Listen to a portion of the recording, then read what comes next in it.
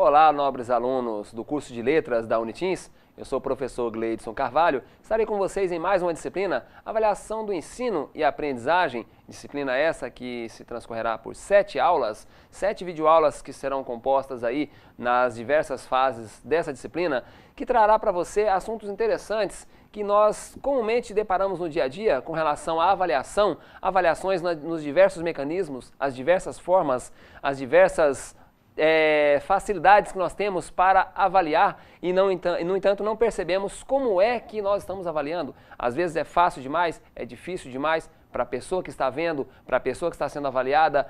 Será um prazer trazer essa disciplina para vocês e nós, desde já, agradecemos a sua presença e contamos com a sua participação nos nossos fóruns. Vamos lá? Pois então, nós temos uma visão geral do curso. Inclusive, essa visão geral que aponta para o processo de aquisição do conhecimento. Não tem como nós falarmos sobre avaliação se nós não entendermos sobre conhecimento. Conhecimento que é uma área muito ampla, porque são diferentes formas de conhecimento que se manifestam no cotidiano. Os alunos, os professores, a sociedade em geral, deparam com diversas formas de conhecimento e muitas vezes avaliáveis ou não, mensuráveis ou não.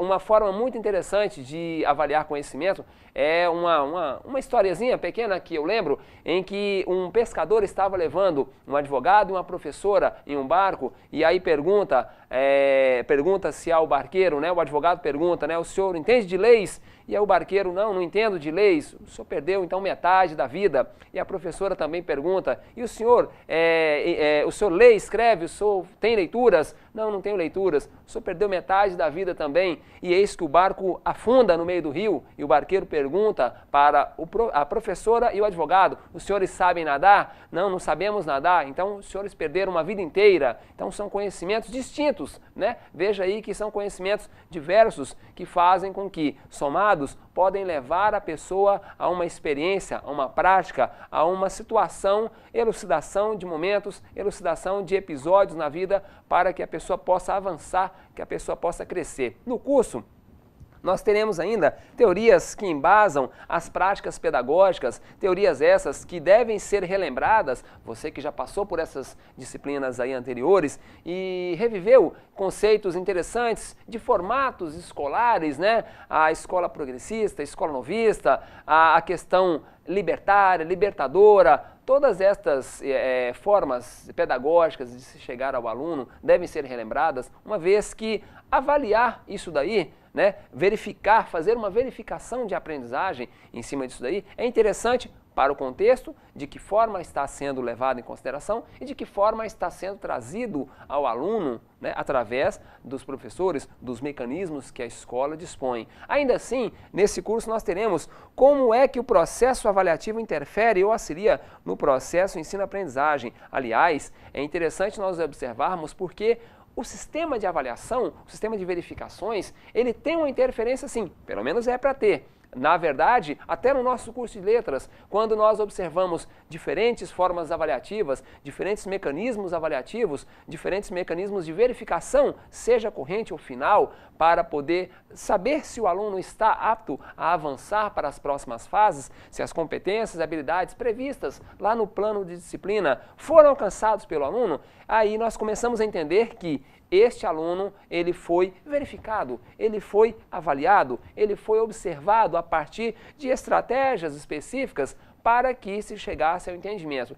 Estes mecanismos avaliativos, eles vão influenciar sim no processo de ensino-aprendizagem, porque ao passo que o aluno está fazendo a sua verificação, a escola, os mecanismos escolares, o sistema pedagógico está a avaliar também a sua forma de atuação, a sua forma de chegar àquela competência, àquela habilidade desejada para que o aluno progrida, não é mesmo? Então, é interessante nós termos essa visão para que ao longo do curso a gente entenda por que é que se fala em processos avaliativos, em verificações, em sistemas avaliativos, para entendermos aonde queremos chegar, não é mesmo? Continuando aí.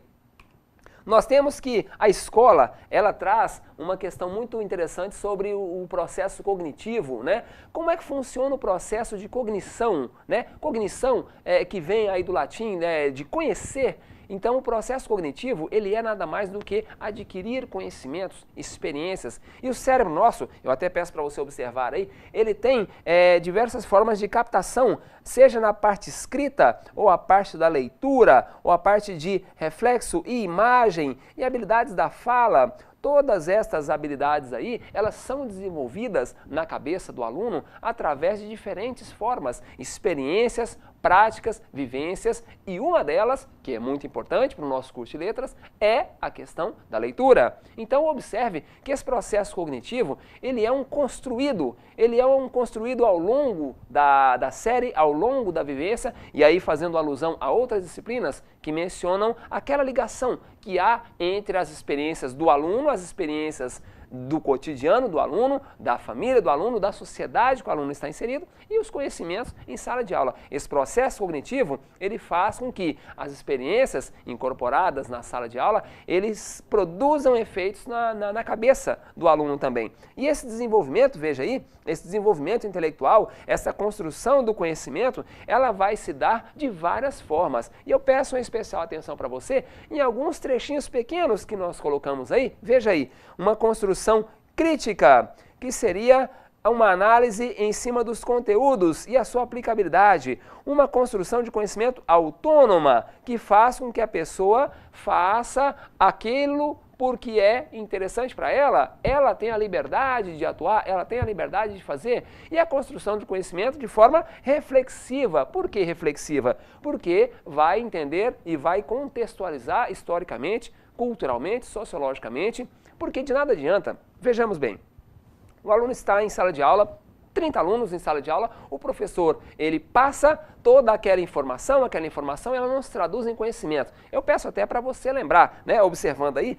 a situação de diferenças entre informação e conhecimento. Recordando que a informação, nós temos no cotidiano, todas as vezes, várias mensagens chegando para nós através de aplicativos, redes sociais, internet, jornais, revistas. A informação nos chega, mas se nós não traduzimos essa informação em aplicabilidades no cotidiano, não vai se tornar conhecimento. E aí, essa parte reflexiva que nós mencionamos aí na parte de conhecimento do aluno, ela é necessariamente a recepção e a ação através daquela informação. Então, quando há esse jogo aí, é interessante porque o processo cognitivo em sala de aula, ele está se consolidando. Na continuidade, nós observamos aí que a leitura, ela, para o nosso curso, é muito importante porque ela vai trazer um ponto de perspectiva analítico, sintético, de contextos, vai trazer pontos voltados para entendimentos, interpretações, ora. Aí eu lembro de vários casos aí voltados para o cotidiano, em que o aluno se depara com uma situação, problema cotidiana, não de sala de aula somente. O aluno se depara com uma situação cotidiana e ele não consegue obter uma resposta satisfatória. O que fazer, como fazer, de que maneira, né? Um exemplo simples, o aluno ele precisa pleitear algo junto à coordenação pedagógica, orientação educacional, a direção da escola, e aí ele não sabe se posicionar, ele não consegue fazer uma leitura de ambiente, uma leitura de contextos, e ele não consegue levar ao entendimento dos órgãos competentes, das partes competentes dentro da escola, o seu pleito. Aí, isto é também reflexo de uma falta de leitura, leitura de livros, leitura contextual e leitura de cenários, né? E aí, a leitura, ela acaba sendo um ponto central de aprendizagem. E eu até coloco uma observação aí para você, o que pensam os estudantes.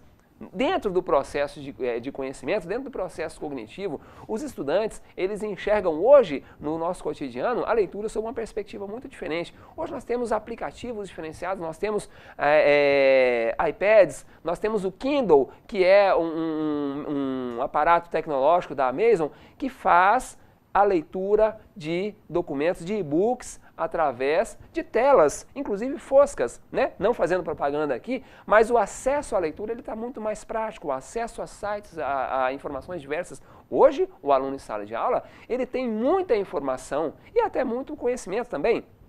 Eu lembro, inclusive, que os estudantes, quando eles colocam aí uma leitura qualquer, veja aí uma imagem de alunos fazendo leituras, não pense o professor que ele está ali de uma forma descontextualizada, voando, viajando ali naquela leitura. Não, ele está fazendo uma análise do que está escrito com a realidade. Em muitos casos, ele tem já a sua opinião própria e essa leitura ela deve ser instigada, até voltando naqueles princípios que nós falamos, à situação de conhecimento, reflexão, crítica do contexto que está inserido e eventual mudança para uma produção. E aí, você volta naquele nosso tema inicial. Como avaliar isso daí? O processo avaliativo de verificações, ao longo da disciplina nós vamos destacar isso com mais especificidade, o processo de verificação, ele vai ter que ser um diálogo entre a teoria, a prática, o cotidiano, a experiência, a vivência e os livros. Porque de nada vai adiantar perguntas soltas, perguntas descontextualizadas, perguntas que não fazem parte da realidade do aluno, da realidade que o aluno vivencia. É interessante unir porque o aluno vai precisar disso daí. E a leitura, o fomento à leitura, ele é o fator crucial para poder se chegar nesse entendimento mais amplo. Na continuidade, eu até peço para você olhar aí uma estatística sobre a questão da leitura na atualidade. O gráfico ele mostra várias informações, mas eu peço para você uma atenção à nossa realidade aqui do Tocantins, né?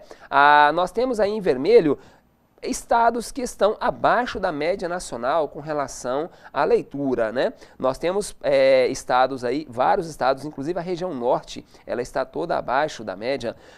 Em verde, claro, aí, que está na média, e em azul, a região nordeste e centro-oeste do Brasil, ela está acima da média. Esses são dados aí da Fundação ProLivro. Esses dados, eles apontam que nós, inclusive aqui no estado do Tocantins, nós temos índices de leitura, nós temos eventos voltados para a leitura, mas nós ainda, segundo pesquisas, não estamos numa situação confortável com relação à leitura.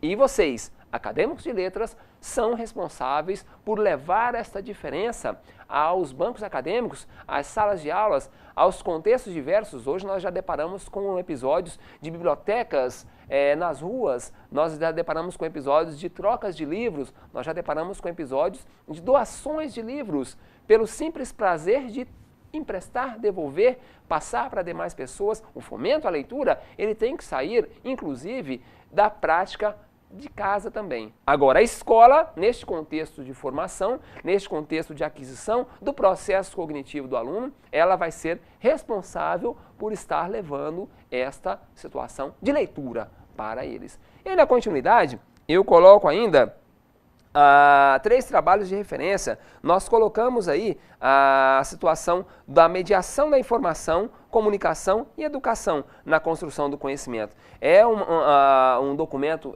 trabalhado na perspectiva acadêmica também, salvo engano aí de um autor da Bahia, mas esses 3 documentos que nós colocamos aí, a mediação da informação hoje veja aí, na construção do conhecimento, mediar a informação para construir é a coisa mais importante que nós percebemos, inclusive em sala de aula. Nós temos episódios de várias informações colocadas para os alunos, mas isso não é mediado para que se cause uma reflexão.